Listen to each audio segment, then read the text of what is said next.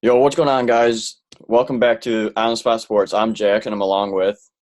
Tyler from On the Spot Sports. And in today's episode, we have a very special guest. We have the NHL's emergency backup goalie for the Nashville Predators, Dustin Smith. Dustin, how are you? Doing all right. Thanks for having me, guys. Yeah, no problem. Thank you for being on.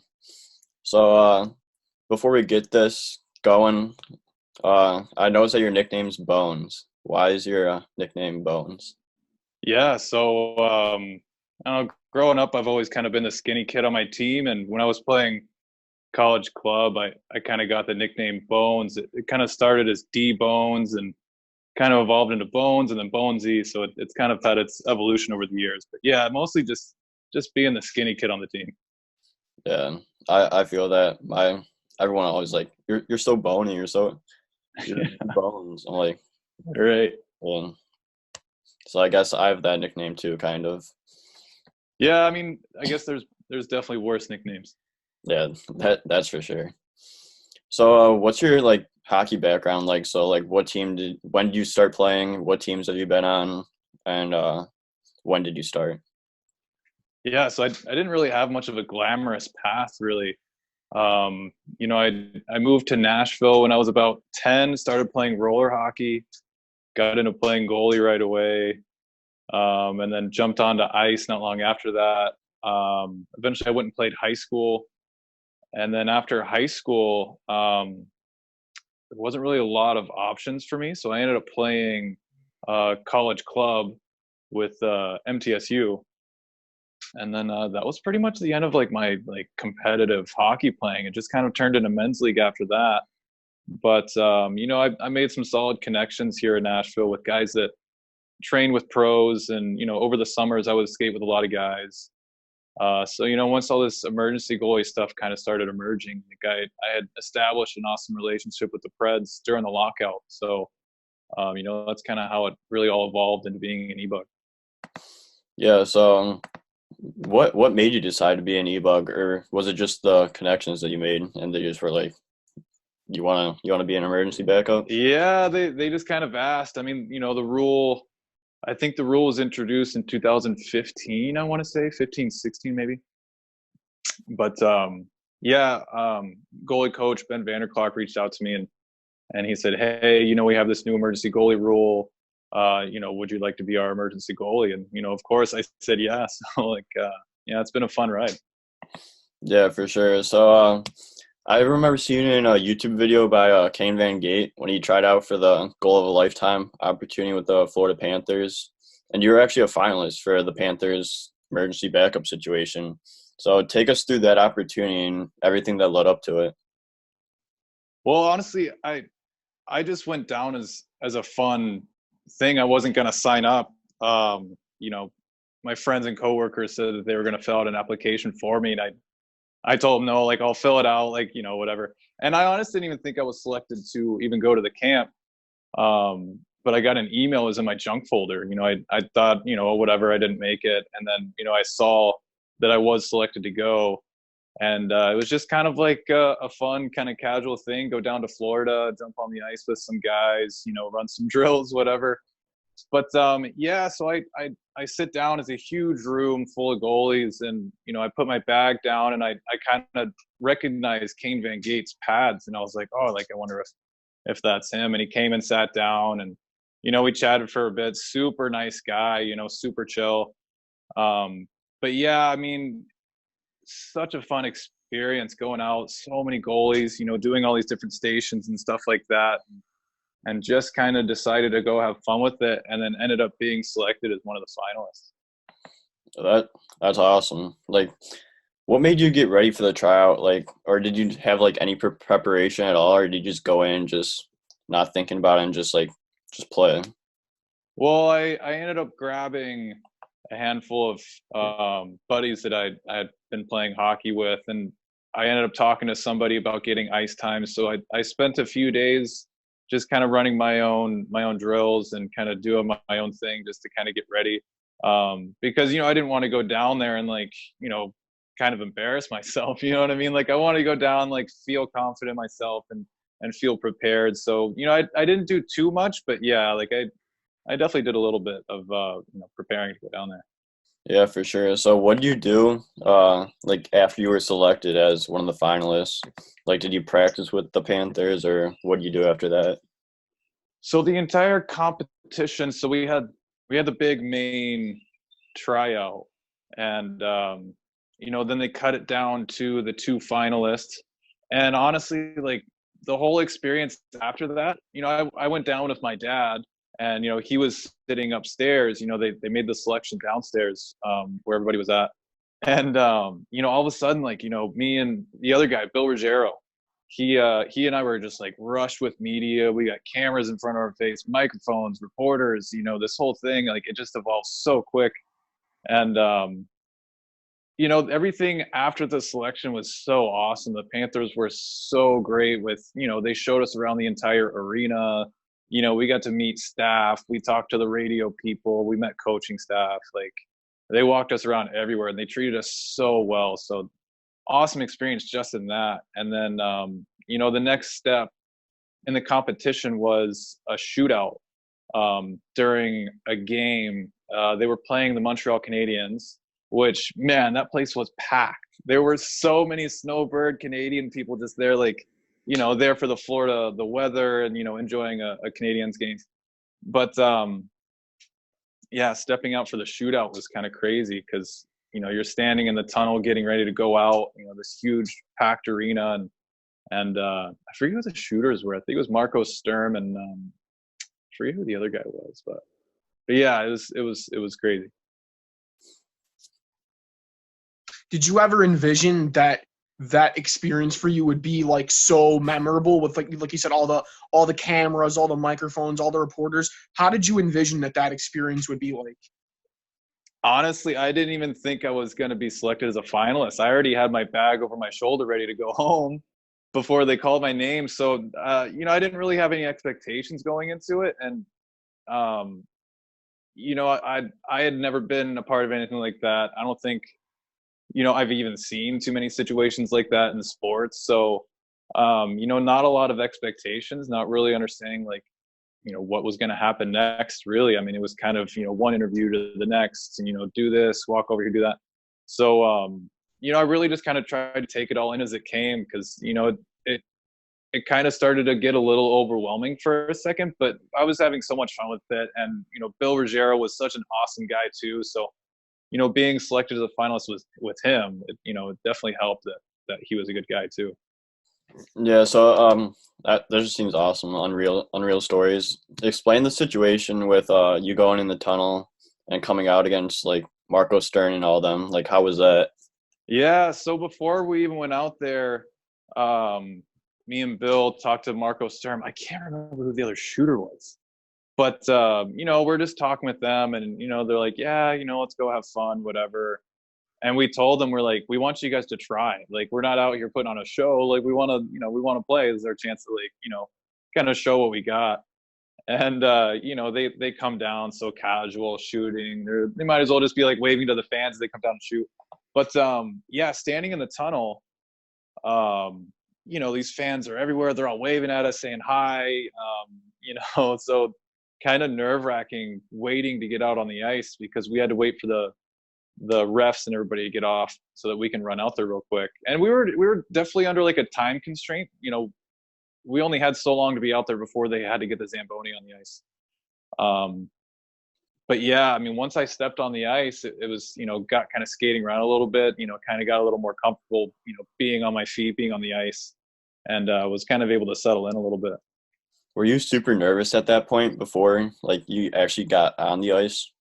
Oh yeah, for sure. So nervous. Like I said, having Bill there really helped a lot too. I think, we were able to kind of bounce off each other and kind of, calm each other a bit and just hang back and enjoy the experience as everything came to us. Yeah, so you said you played men's league before, and what was that experience like going from like men's league to like being up against like shooters from the NHL? Yeah, well, so playing men's league here in Nashville, we have a few pros, former pros, guys that have played all kinds of leagues across the world. But I've had experience practicing with the Preds during the lockout in 2012. So I already kind of had a feeling for, how pros play and how they shoot and everything like that. But, I really think that definitely helped me kind of prepare for the situation in Florida because, after the shootout, we ended up tying. So we were both selected as finalists. We both were like the winners of the competition. And the next day we were invited to practice. So, jumping on a practice with the Panthers, it's such an awesome experience. I got to meet Roberto Luongo, hanging out with all the Panthers players. I talked to Dan Ellis for a while. Vokun was actually at the tryout. So, he was one of the guys, running some of the drills and got to meet a lot of great people. But yeah, I think my experience practicing with the Preds over the lockout really helped me kind of prepare for that practice with the Panthers. So, it was just such a great experience. During the course of that time where you mentioned you met all these people, is there any one particular name that stands out, someone that you met that has made an impact on you as a person and then your career now going forward? I will say, I was looking forward to meeting Yager. I was really hoping to skate with him over practice, but we ended up jumping on right after they finished their practice. So everything was kind of extra afterwards. We jumped on and, he had jumped off, so I didn't get a chance to meet him, but, standing next to Roberto Luongo and talking to him and, such a nice guy. And he actually knows JP Dumont, who had played here in Nashville. He actually plays in my men's league team. I've got to know JP really well. So, he said, "Oh, JP, we're able to talk, and, but yeah, I think Roberto Luongo was, definitely one of the guys that I was really happy that I was able to meet. Yeah, he seems like an awesome guy to be around. He's really classy as well. Yeah, so nice. Yeah, so what was that experience getting on the Panthers ice and practicing with them? Was your mind going crazy at that point, or you just take it in?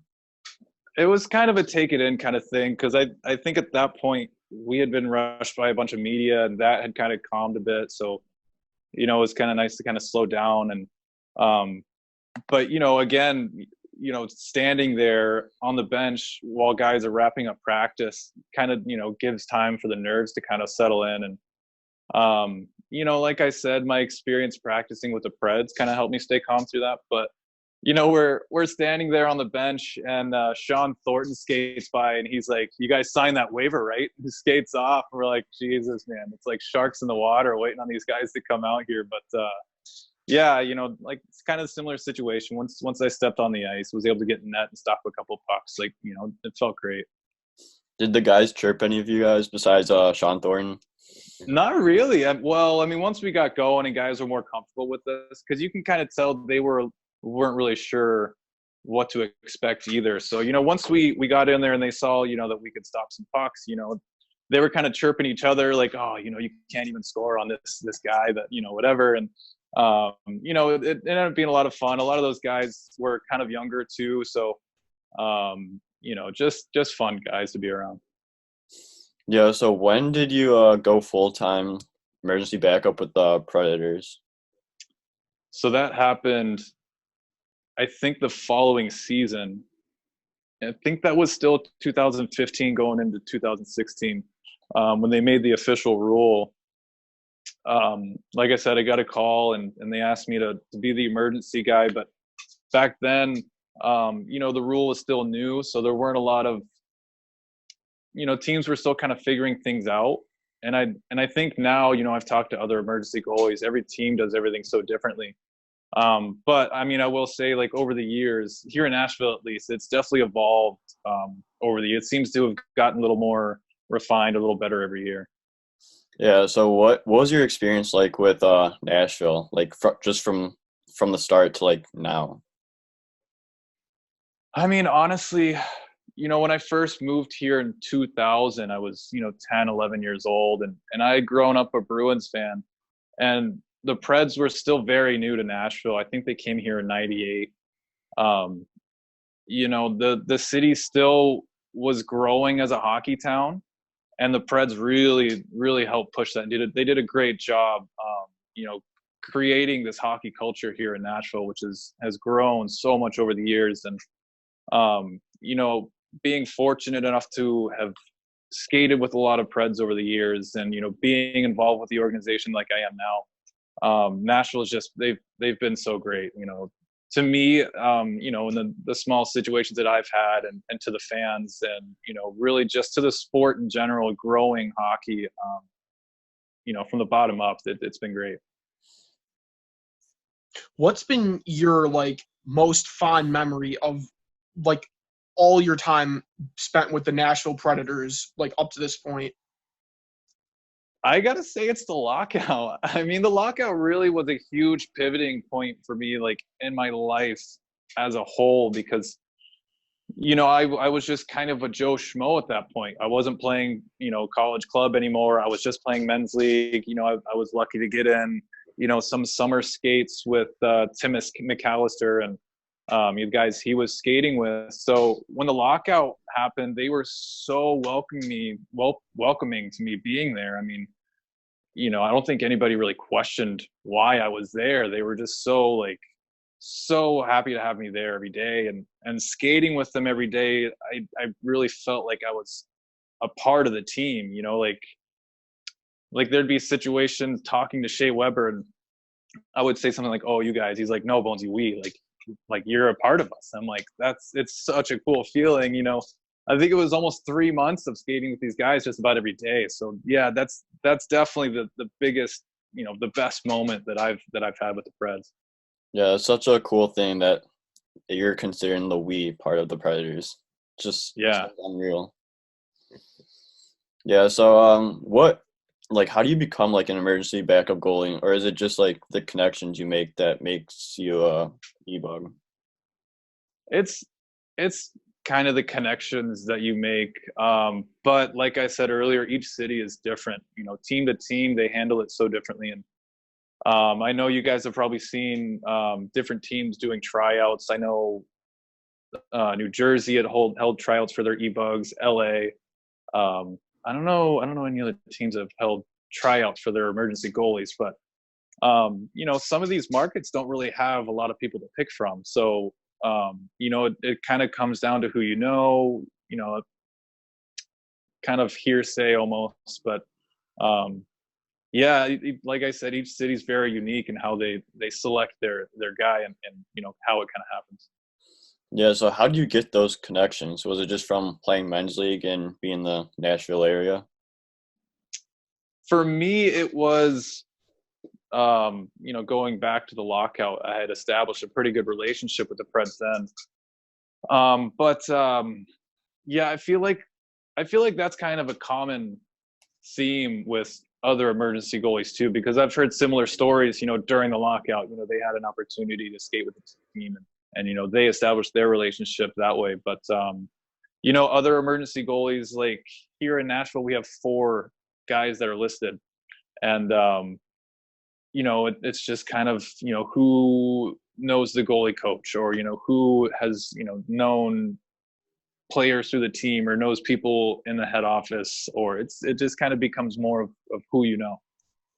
Yeah, for sure. So what is a typical day in the life of an emergency backup goalie for the Preds? Well, on game days, games usually start at 7, so I try to be there no later than 6:30. Here in Nashville, we park downstairs with the players. I have my gear in my car, and walk through, say hi to everybody on the way in.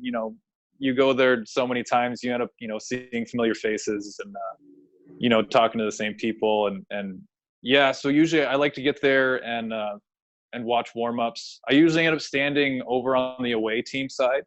The Preds, their side is so packed. I really like to kind of get down a little closer and watch guys warm up.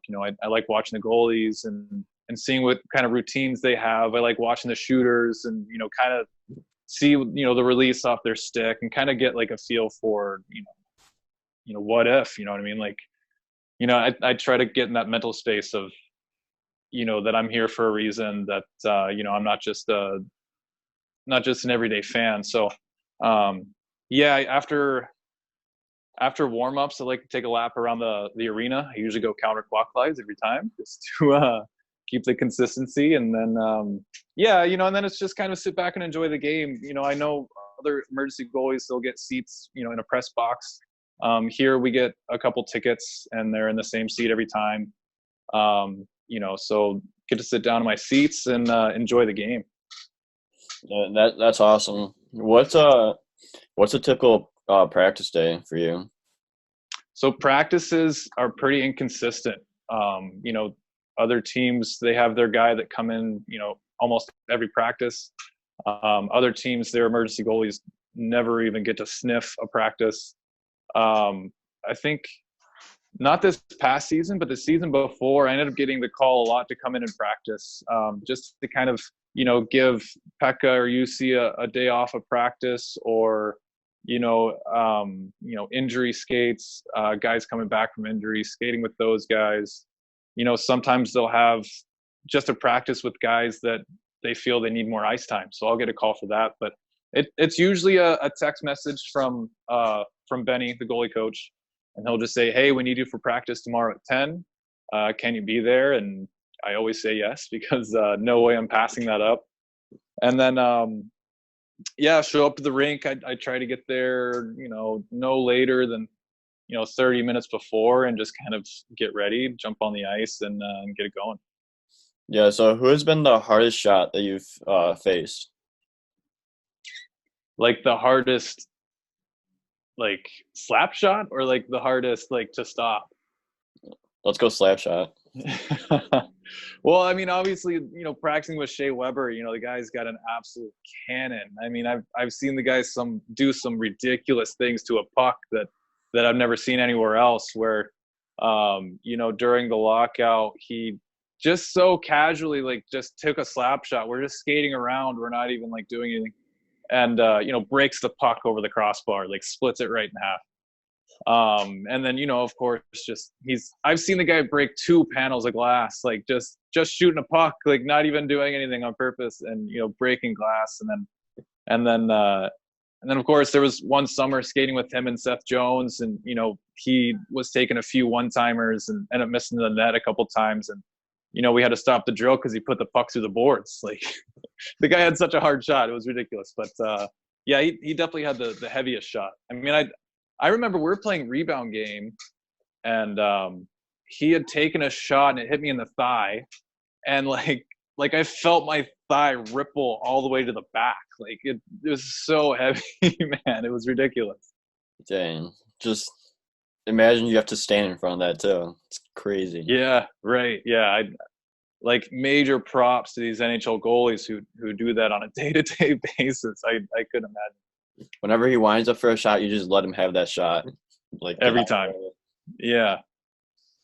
Yeah, so do you ever think there's going to be a day or a game that you will actually get into a game like Scott Foster or David Ayres? Or, like, have you had any close situations where you've had to go down and get dressed? I did go down and get dressed once. I got dressed for the Bruins.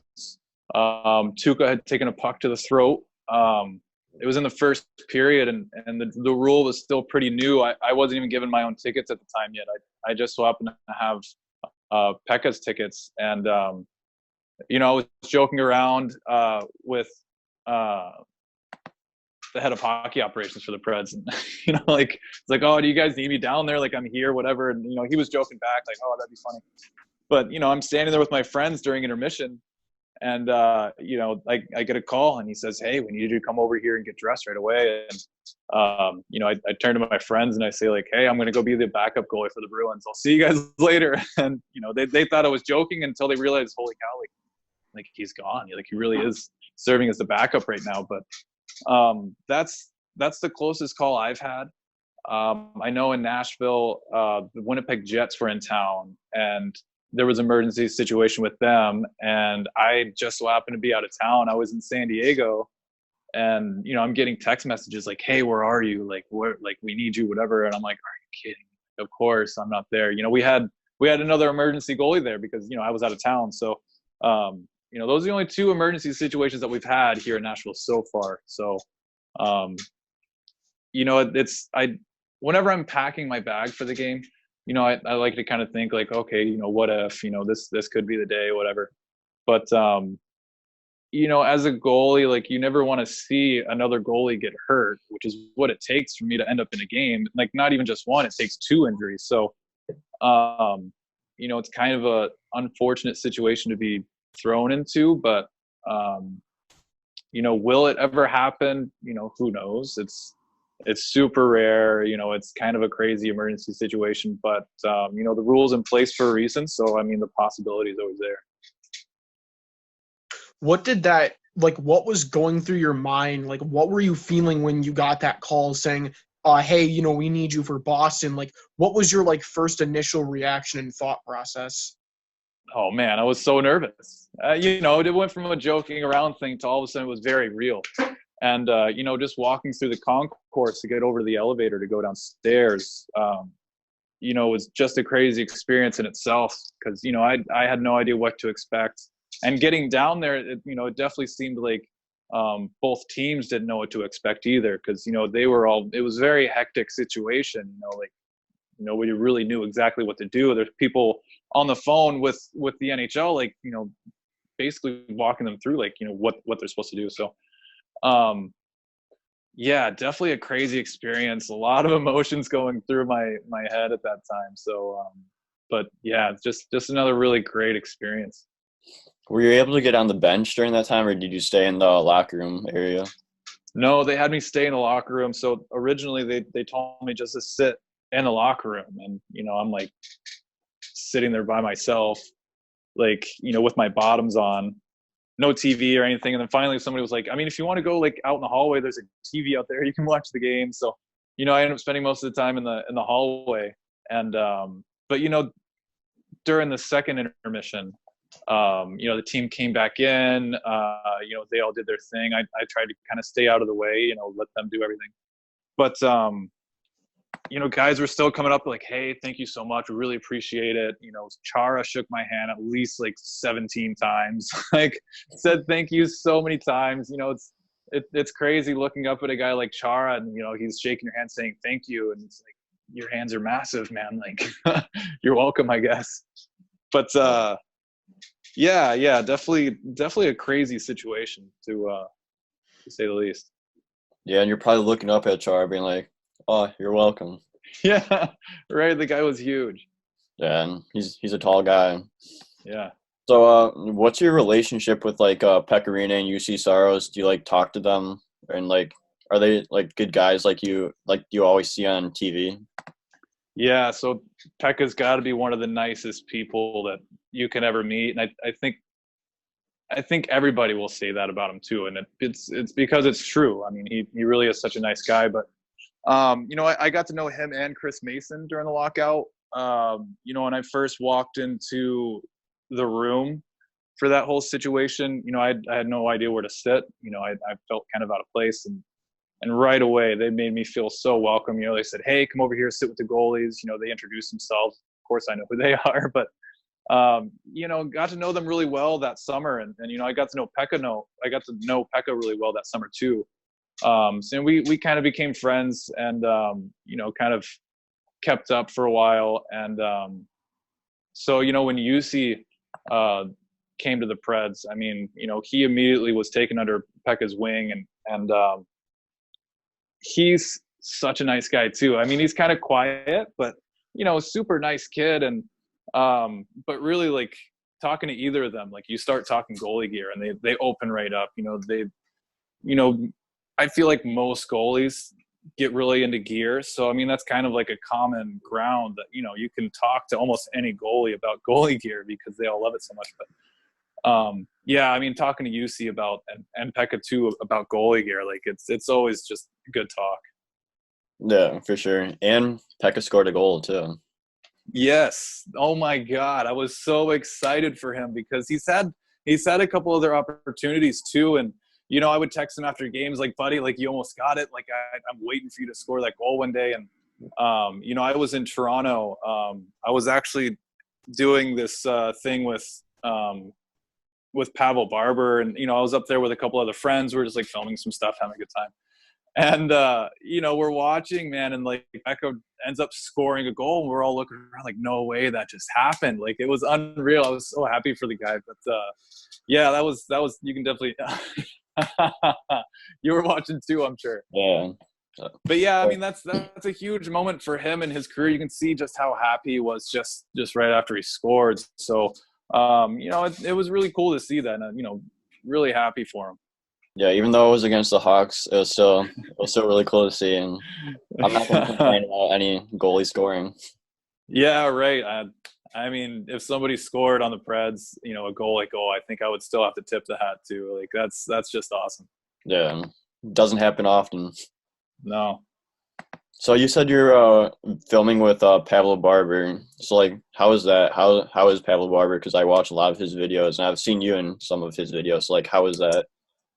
Yeah. So I don't know if you know Colby Collier with MD Media, but he does a lot of YouTube stuff based here in Nashville. But he's made a lot of connections with other social media people. So he ended up hooking up this video shoot with Pavel Barber. I ended up going up to Toronto twice to shoot with him. We ended up in Banff, Alberta, to do some stuff too. And honestly, the first time meeting him, I mean, I had only seen his videos, and I was like, man, this guy's going to be kind of a jerk. I feel like, he's big time and whatever. But right away, man, like, just the Canadian came out in him, where he was just so nice and so welcoming, so yeah, I was pretty surprised to see that he was as nice a guy as he is, and as good a person as he is, because I mean, he really is just like, as a person, like he's a good guy. I mean, he's really good at hockey too, and he loves to chirp just as much as anybody. But yeah, just overall good guy. Did he embarrass you at all? Oh, of course, man. Like, he has some dirty moves, man. Like, some of them, I'll be out there swimming, and I'm like, you got to tip the hat, man. The guy's got skills. But I mean, the other thing too, I was kind of surprised at, how well I was keeping up, because I imagined him just being this absolute beast of a shootout guy, because you watch all of his videos and it's like, man, this guy's sick. So after making a few stops, I was like, okay, like I'm kind of getting in a groove, and then you kind of go back and forth with the guy, and it really didn't take long before it just kind of became just two guys playing hockey, which is really what it's all about. It doesn't matter who you are, where you're from, or whether you're a pro or you're just getting into it. Like, just getting out and playing the game, man, it's just so much fun. Yeah, for sure. And you guys were on top of a mountain, right, when you were filming in Banff, I believe, right? Yeah, that was out in Lake Louise, which is absolutely gorgeous, man. Like picturing like Valhalla, like that's what it's what you picture. It's up in these snow-capped mountains in this huge valley, and absolutely gorgeous place to be. And being able to go out there and skate, and throw a net out there, and have a good time, man. It was such a great experience. Yeah, that's a dream, to go out in the mountains and just skate, especially when it's like clear. It's just unreal. Yeah. Actually, we didn't have a lot of luck with the weather the first few days. I mean, we went out and skated, and it was awesome. But the last day we were there, I was actually getting ready to leave, and they were like, no, you should stay another day. I'm like, no, I can't. And they finally talked me into it, and I'm so glad I did, because that last day, like, everything cleared up. It was perfect, absolutely beautiful. So definitely worth staying that extra day. But yeah, it was awesome. Yeah. So who's the goalie that you look up to, or like you've looked up to when you're growing up, and like a goalie you look up to now? So growing up, I kind of caught that Dominik Hasek era. So I was really big Dominik Hasek fan. I really got into Marty Brodeur, and I really looked up to Brodeur for a while. And then guys like Belfort, Turco, these other awesome goalies that I really liked and really respected. Really kind of got me into being a goalie, and got me excited about playing. And then, as the years went on, I really got into, gosh, I don't even know after those guys, because those guys are legendary. Really, I mean, once I met Pekka, like after I met him and I saw him on ice, I was like, this guy's so sick. And ever since then, I've always kind of looked up to Pekka. I mean, he's a respectable person. He's so good on the ice. I mean, he's just a professional, you know what I mean? So, lately he's been the guy that I've kind of looked up to, and yeah, I don't know. I think that's it. I think Pekka's the guy. Yeah, and that they're all really good guys to look up to. I know I didn't really see Hasek or pretty much just Hasek and Belfort, but just seeing their highlights, it's just unreal seeing them how they were. And like they're guys I would look up to for sure. Yeah, I mean, watching Hasek play, I mean that playoff run he had in Detroit, that was kind of like the peak of my interest in hockey. I was so into it. I mean, I'm not even a Detroit Red Wings fan. Like, I just love Dominik Hasek so much, and watching him in that playoff run was so sick. So, watching a guy like that play would really get me excited about being a goalie myself. And I always wanted to play like Hasek. So, out in the backyard with my friends, I'm flopping around, as a kid playing ice, first getting into ice, I'm trying to do all these Dominik Hasek saves. And he definitely kind of changed goaltending. Yeah, for sure. So, yeah, you were going off of what you were saying about Dominik Hasek, and you weren't a Red Wings fan. I might have missed it earlier if you were talking about it, but if I did you have a specific team that you always pulled for when you were a kid? Yeah, growing up, I was a big Bruins fan. My dad and his side of the family are all from the New England area. So I grew up a New England sports fan, and the Bruins were always my go-to team. So yeah, I mean, watching the Detroit in that cup run, like I said, I wasn't even a Detroit fan, but just being such a big Hasek fan, I was really kind of drawn to that playoff run. Yeah, for sure. He just seems like I wish I grew up in that time when he was playing, because he's a guy I'd look up to for sure. So, is there any like tips that you'd give like younger goalies looking to get to like jump to that next level, or like try to become like an emergency backup goalie? Honestly, I don't think anybody should want to settle for being an emergency goalie. Like there's so much more to achieve than being an emergency goalie. But for guys like myself, where making it to that next level wasn't really much of an option. I just kind of tried to keep the hockey lifestyle going. I was still playing whenever I could. I like doing things like going to a stick and puck and just working on my skating, working on kind of little skills here and there. Just to kind of stay sharp and really enjoy my playing experience. So yeah, I mean, honestly, like I said, I think people should definitely aspire to be more than an emergency goalie, but yeah, like that's pretty much it. Like, you should want to be more. Yeah, for sure. Just go for like as high as you can be, and just get those opportunities and just fly. Right. Mm-hmm. So, what has been like your favorite like memory of like your entire hockey career so far? Man, I've had a lot of great hockey memories so far. I mean, the lockout was definitely one of the biggest moments. Going to Florida and having the goal of a lifetime that they hosted there was such a crazy experience, so much fun. Getting dressed for the Bruins was a huge moment. Going to every practice that I've gone to has been great. Being able to skate with pros has just been so awesome. So I mean, I guess I can't really pick out a single favorite. They've all just been so great. So I mean, on the whole, I think every experience that I've had so far has just been so incredible. Yeah, all those experiences seem very memorable, and I would not be able to choose one at all.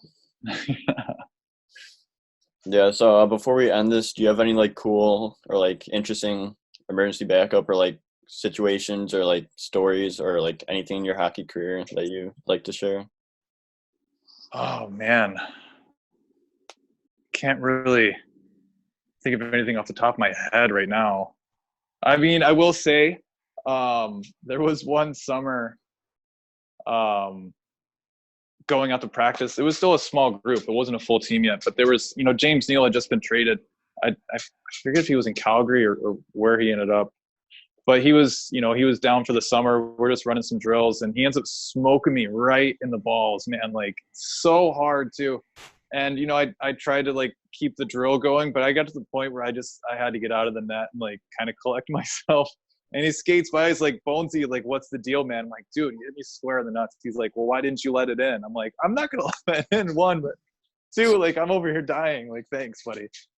But yeah, I mean, like it's kind of small things like that. Like I, PK Subban, I ended up stepping on the ice, jumping to a drill, and he was the first shot that I took of that entire day, and he ended up smoking me right in the throat. So, like just kind of like little things here and there that little moments that are pretty great. Yeah, as a goalie, those are two of the worst spots that you get hit. Yeah. In the balls. Yeah, right. Yeah, I think I had one more curious question. Off the top of my head, I believe it was 2017. The Nashville Predators went to the Stanley Cup. So you were a part of that experience with them, right? So during the playoffs, teams call up their Black Aces. So it's guys from their minor league teams. And, they basically serve as their emergency players. But early in the playoffs, especially if the affiliate team is in the playoffs, they don't really have any options. So, early in the playoffs, usually, the first few games, at least of the first round, I end up going to games and, serving as the emergency guy. But I can't remember. I do remember going to those games still during that playoff run. And that was such a huge thing for Nashville and Nashville hockey, like on a whole. So, kind of even being like subtly like involved with that was so awesome. Yeah. So what was that experience like? Was it just like really like different from like regular season, or was it pretty much the same? Honestly, the way the city rallied around the team just made it a completely different experience because, I mean, Nashville, like I said, had been growing, but, after that first round, so huge, going into the second round, picking up steam. And then all of a sudden the entire city is like, packing out downtown, they're setting up seats, on Broadway to view games. They had, huge parks set up across the street from Bridgestone viewing games. And, the city was completely packed out with Preds fans. So, that really like kind of took it to this whole other level and made it a totally different experience. Yeah, so I have two more questions. I see some sick pads behind you. Like, how do you design like your pads, or does it just come like that? No, so I usually end up kind of nerding out on a customizer for a while, and I've become a really big fan of the solid color pads. When I was kind of first designing this red set, I kind of wanted to go like with a Brian Elliott solid red everything, because I really liked that look that he had when he was in Calgary. And, I kind of started playing around with things. I wanted some color in there. And I decided to go like with the Tennessee state flag theme. So, I kind of try to pick, some sort of theme to like hold on to.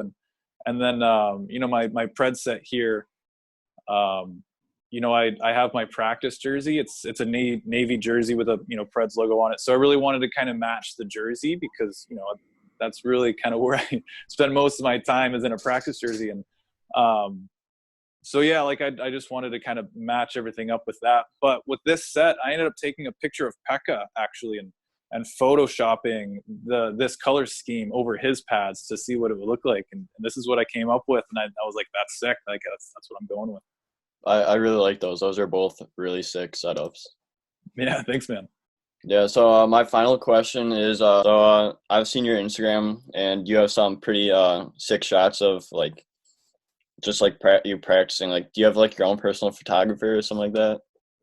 Dude, so good buddy of mine, Daniel Brown. He's an incredible photographer, and he's done a lot of work with a lot of country music artists. He was a photographer for CMT for a while, and he's a buddy of mine that I played men's league with. So he decided he wanted to kind of get into the sports market. He just said, "Hey, man, do you have any interest in doing a photo shoot?" And I didn't really think anything of it. I was like, "Yeah, sure. Like, let's go do a photo shoot." And I didn't realize how incredible of a photographer this guy was until I started seeing the first couple shots that he took rolling out, and I'm like, dude, these are sick. Like, these are incredible. He's like, yeah, man, I'm here to change the game. I'm not just ready to take any kind of picture. So we've done 2 photo shoots now. It's he just likes to go out and do some photo shoot stuff to build his portfolio. And then Colby Collier with MD Media, he ends up coming out, filming a lot of filming a lot of videos, taking a lot of pictures. He's come out to a couple practices and, got some pictures of me practicing with the team. So, having those 2 guys around really has kind of helped me create some pretty cool content for Instagram. Yeah, those pictures and videos are sick. Like, there's professionally done. Like, there's nothing. Yeah, dude, like incredible. they're I agree, man. Like, they're like, even I look at them, I'm like, dude, these are unreal. Yeah, just like you can't get that from like a regular photographer. It's just has to be next level. Right. Yeah. I mean, these guys are pretty talented, especially Daniel Brown, man. Like, unreal photography skills, man. Yeah, for real. So, Tyler, do you have any more questions before we end this, or? No, I just want to say, Dustin, thank you so much for coming on. I mean, having an experienced NHL backup goalie, that's unbelievable. I don't think we've ever had someone this caliber on the show. So thank you so much. And hearing all your different background stuff, like dressing for, I meant to say this too, dressing up for Boston, and you said that was your hometown team or your favorite team growing up. That had to be just so surreal doing that. Yeah, like I said, like that was a huge moment for me. I mean, talking to my dad afterwards, we were both just kind of, freaking out about the whole thing. Just kind of funny how things work out. But yeah, guys, man, this has been awesome. Like, I appreciate you guys having me on. Yeah, no problem. Thank you so much for coming on. We really appreciate it. And just like Tyler said, it's surreal having you on and like listening to all the experiences you had and your resume as an emergency backup goalie in the NHL. So that's awesome. So thank you so much for coming on. Yeah, guys, appreciate it. You're a legend, Bonesy. Thanks, buddy. Take it easy. Yeah, see you.